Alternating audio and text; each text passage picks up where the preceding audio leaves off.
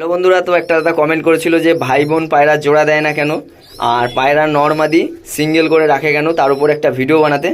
তো দেখেন আজকের ভিডিওটা হলো পায়রা সিঙ্গেল করে রাখে কেন আর ভাই বোন জোড়া দেয় না কেন, সেটা নিয়ে আজকে বলছি। দেখেন, তো প্রথম কথায় দেখেন, যদি আপনি পায়রা ওড়াতে চান কখনও ছেলে মেয়ে একসাথে রাখবেন না।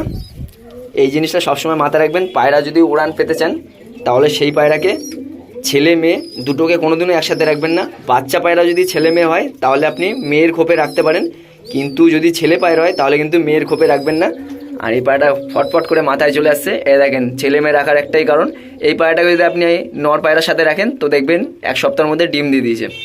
এবার অনেক সমস্যা আছে, এই যে মাদি পায়রাগুলো দেখতে পাচ্ছেন, এই পায়রাকে যদি আপনি 7 ঘন্টা 8 ঘন্টা ওড়ান তাহলে এই পায়রা সহজে ডিম দেবে না। এবার আপনি যদি এই পায়রাকে না ওড়ান, ডানা কেটে রাখেন, 6 পর 7 পর বয়স হবে তখন থেকেই কিন্তু পায়রা ডিম পাড়া স্টার্ট করে দেবে। খালি মানে মেয়ে মেয়ে জোড়া খাবে, অটোমেটিক এরকম মস্তি করবে, পায়রা ডিম পেড়ে দেবে। যদি আপনি এই পায়রাটাকে ওড়াতে থাকেন, ধরেন 7 ঘন্টা উঠছে 8 ঘন্টা উঠছে, এই পায়রা সহজে ডিম পারবেই না, যতই জোড়া ফোড়া খাক কিন্তু পায়রা ডিম দেবে না। যদি আপনি পায়রাকে ডানা কেটে রাখে, মানে এরকম ছোটো বড় ব্যাস থেকে ডানা কেটে বড় করেন, তখন কিন্তু এই পায়রা ডিম দেবে, সহজেই ডিম দিয়ে দেবে।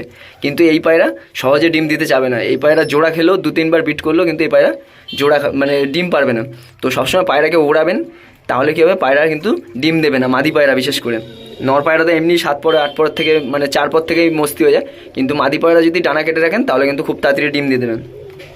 তো সবসময় যে পায়রা ওড়াবেন সেই পায়রাকে ভুল করেও নর মাদি একসাথে রাখবেন না।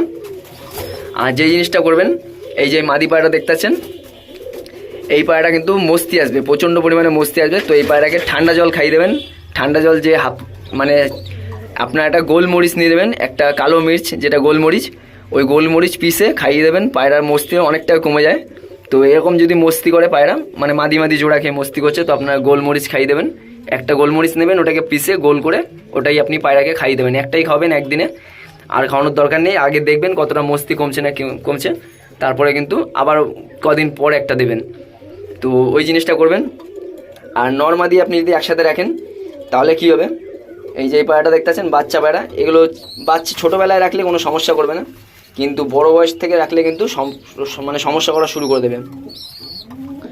এই দেখেন এই বাচ্চা পায়রা, এটা কোনটার বাচ্চা, ও এটা ব্রেকআপ।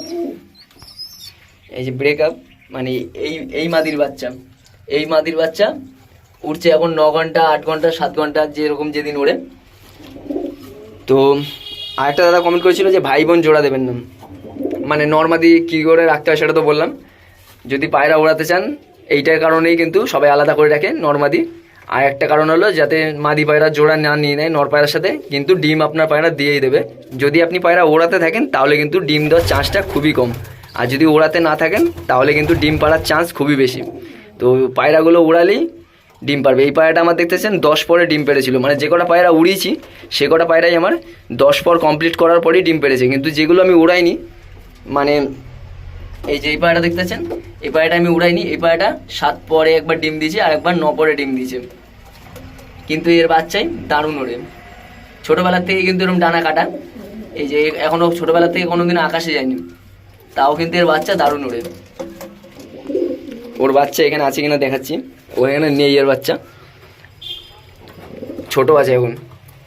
আর একটা দাদা কমেন্ট করেছিল যে পায়রা ভাই বোন কেন জোড়া দেয় না। তো প্রথম কথা, এই যে এইটা হলো এক সেটের বাচ্চা, এইটা আর এটা হলো এক সেটের বাচ্চা।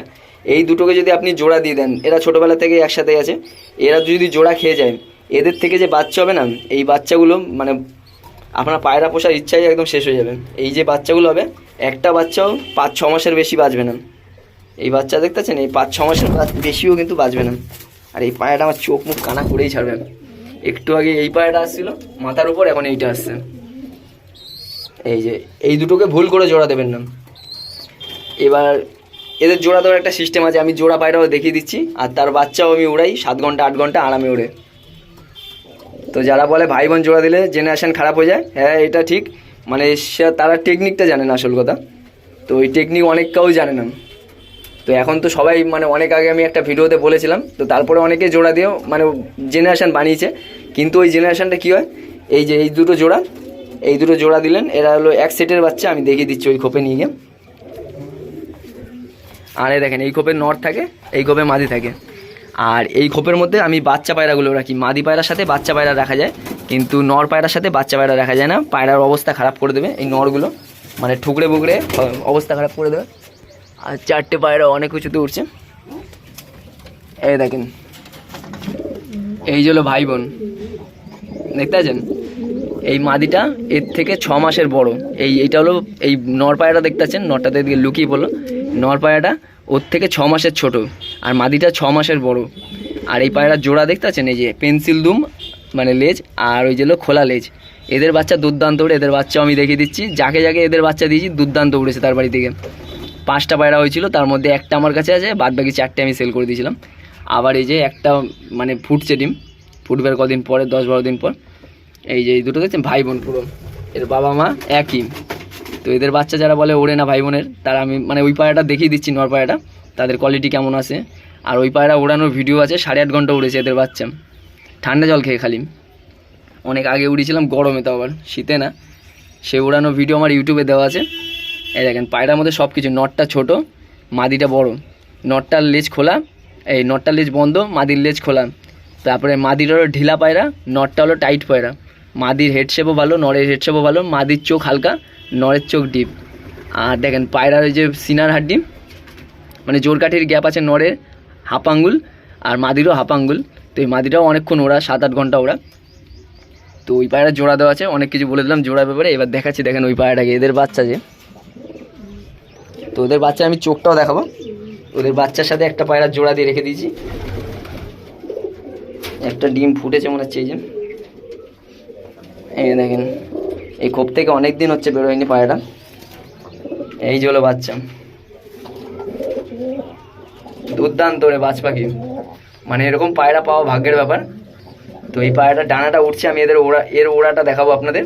আর বাদ বাকি আমি পায়রার ডানা দেখিয়ে দেবো, যে যারা বলে ভাই বোনের বাচ্চা ওড়ে না, তারা এই পায়রাটা ডানা দেখলে বুঝতে পারবে যে পায়রাটার ডানা কেমন আছে। আর এরা হলো ডাইরেক্ট ভাই বোনে, মানে মেন ধাড়ির, এখান থেকে পুরো পায়রাটার জেনারেশন বেরিয়ে গেছে। যে এর যে দাদু ছিল, মানে ওটা তো ভাই বোন বাচ্চা, তার যে বাবা ছিল, সেই জেনারেশনে পায়রা এরকম টাইপের ছিল, যার কারণে এরকম পায়রা বেরিয়েছে। ওটা হলো ডাইরেক্ট জেনারেশন থেকে ভাই বোন জোড়া দিয়ে এইভাবে জেনারেশন বার করতে হয়। তো এই পায়রার সাথে কিন্তু আপনি আবার যদি সেই পুরনো, মানে ওইখান থেকে একটা মাদি নিতে হবে, কিন্তু ওই মাদি এর থেকে সাইজে বড় নিতে হবে। এর থেকে সাইজে ছোট নিলে কিন্তু পায়রা বাচ্চা আনফিট বেরোবে, পায়রা বাচ্চা মরে যাবে খুব তাড়াতাড়ি, অনেক রকমের সমস্যা আসবে। সবসময় মাদি পায়রা বড় রাখতে হবে, এর থেকেও বড় সাইজের একটা মাদি নিতে হবে। তো এর সাথে কিন্তু আর বড় সাইজের মাদি আপনি পাবেন না, কারণ এটাই হলো সব থেকে বড়। এর থেকে যে ধরেন এরপরে যে বাচ্চা হবে মেয়ে পায়রা, তার সাথে যদি আপনার একটা নর পায়রা অনেক দিন পর বেরোয়, বড় মানে মাদিটা বড় হয়ে গেল, ধরেন এটা মাদি পায়রা, তারপরে আবার একটা 6 মাস পর একটা নর বাচ্চা বেরোলো, তার সাথে আপনি জোড়া দেবেন, আবার কিন্তু জেনারেশনটা বেরিয়ে আসবে। তো এইটাই হলো মেন জিনিস। পায়রা যদি আপনি জোড়া দিতে চান, মাদি পায়রা সবসময় বড় রাখবেন জেনারেশন বানাতে গেলে, একই ব্লাডের পায়রা বানাতে গেলে। আর যদি একই ব্লাডের না বানাতে পারেন, তাহলে কিন্তু ভুল করে ভাই বোন জোড়া দেবেন না। তো আমি এই পায়রাটাকে আপনার শখ করাচ্ছি, দেখেন এই পায়রা কাঁপানি যেরকম, পায়রাটার লুকটাও সেরকম, আর পুরো অ্যান্টিক পায়রা এই কথা। তো এই দেখেন আমি পায়রাটা ধরে দেখাচ্ছি,